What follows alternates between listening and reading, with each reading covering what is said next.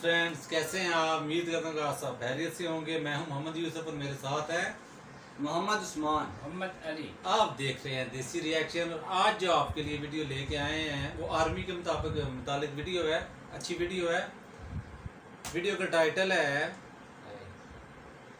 टाइटल है सोसक यांग दियाम गांग गांग डैन जाटी बुरुनान इन्नी prestasi सेट सोसक पंजे परजोर द इंडोनेशिया। तो वीडियो को शुरू करने से पहले तमाम फ्रेंड्स से रिक्वेस्ट है कि मेरे चैनल को सब्सक्राइब कर लें, वीडियो को लाइक करें, शेयर करें और बेल आइकन का बटन दबाना ना भूलें। तो वीडियो को शुरू करते हैं। Let's start. Halo Berigers.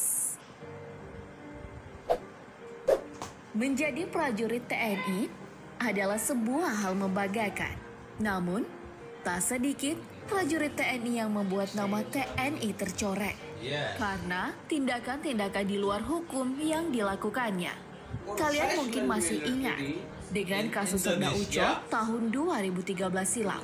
Prajurit Kopassus ini menembak mati 4 tahanan di lapas Cebongan, Yogyakarta untuk membalas dendam kematian rekannya.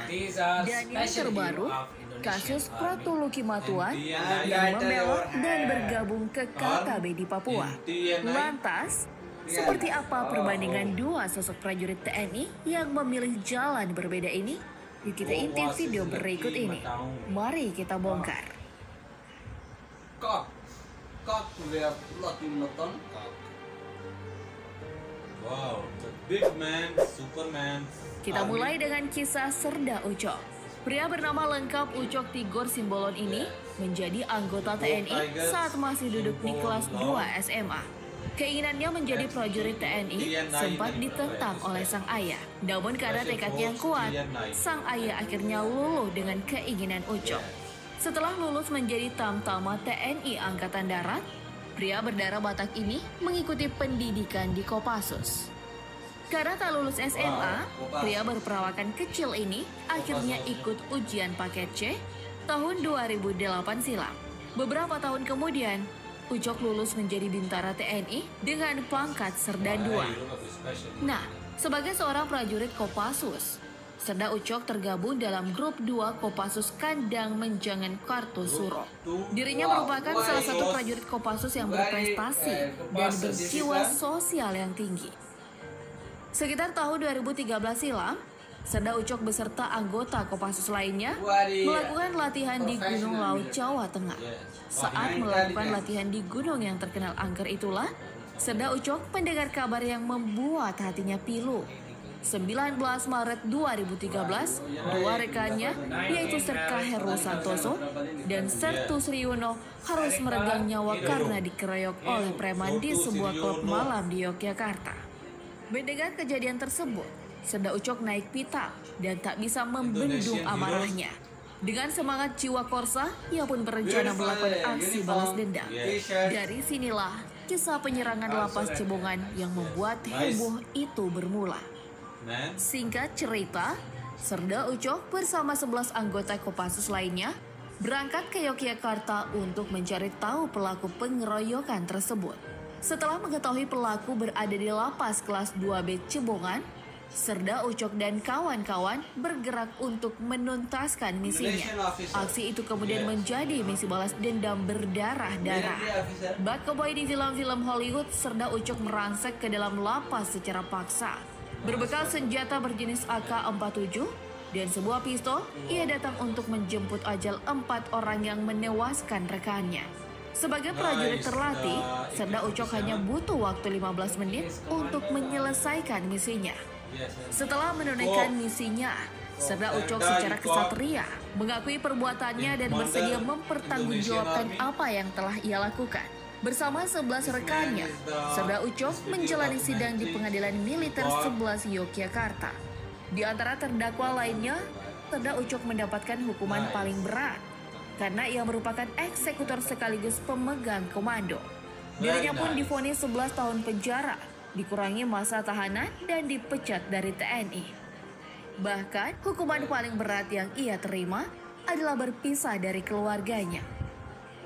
Meski melakukan tindakan melanggar hukum, Namun tak sedikit masyarakat yang bangga dan mendukung tindakan Serda Ucok. Bahkan, kasus Serda Ucok ini sempat menimbulkan perdebatan di tengah masyarakat. Apakah aksi ini merupakan bentuk kriminalitas ataukah kesetiakawanan terhadap rekan sesama anggota Kopassus? Gimana menurut kamu, Bediges? Nah, setelah 8 tahun berlalu, kira-kira seperti apa penampakan Serda Ucok saat ini? Belum lama ini, potret mantan prajurit Kopassus ini beredar di media sosial dan menjadi perbincangan hangat. Dengan mengenakan kaos dan celana jeans, Serda Ucok terlihat duduk santai bersama seorang pria. Meski bertahun-tahun mendekam di balik jeruji besi, tak banyak yang berubah dari Serda Ucok. Perawakannya tetap terlihat seperti seorang prajurit TNI. Lihat saja, tubuhnya tetap terlihat kekar dan berotot. Dan juga, raut wajahnya terlihat tegas dengan sorot mata yang tajam. Wah, sosok satu ini memang bikin segan ya, Bediges? Nah, setelah melihat potret terbaru Serda Ucok, kita jadi teringat dengan janjinya dulu.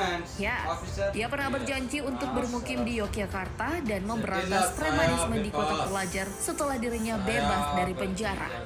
Wih, setelah mendengar kabar ini, mungkin preman-preman pada ngeri kali ya?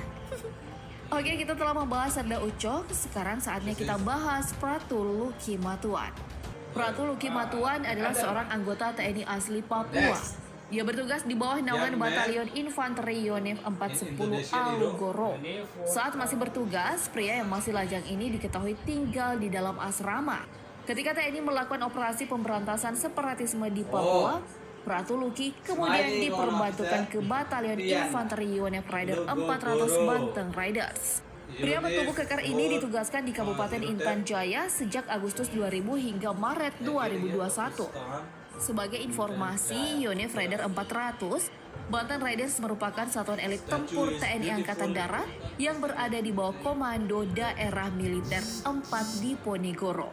Saat bergabung dengan satuan elit itu, pria yang biasa dipanggil Lukius ini bertugas sebagai tamtama penembak senapan dan ditempatkan di pos TNI Bulapa. Namun sayang, Lukius menyalahgunakan kemampuan yang dimilikinya. Ia melakukan desersi alias kabur meninggalkan dinas militer dan bergabung dengan TPNPB atau Tentara Pembebasan Nasional Papua Barat. Beruntung prajurit desertor ini kabur tanpa membawa senjata. Ia hanya membawa 2 buah magazin berisi 70 butir peluru. Meski kabar desersi Pratu Luki Matuan baru menyeruak belakangan ini, namun yang diketahui telah kabur sejak Februari lalu. Wah, kok bisa ya, Bediges? Nah, tadi ketahui pasti alasan Pratu Luki Matuan melakukan desersi. Namun juru bicara TPNPB Sebi Sambo menjelaskan bahwa Pratu Luki Matuan merasa tak tega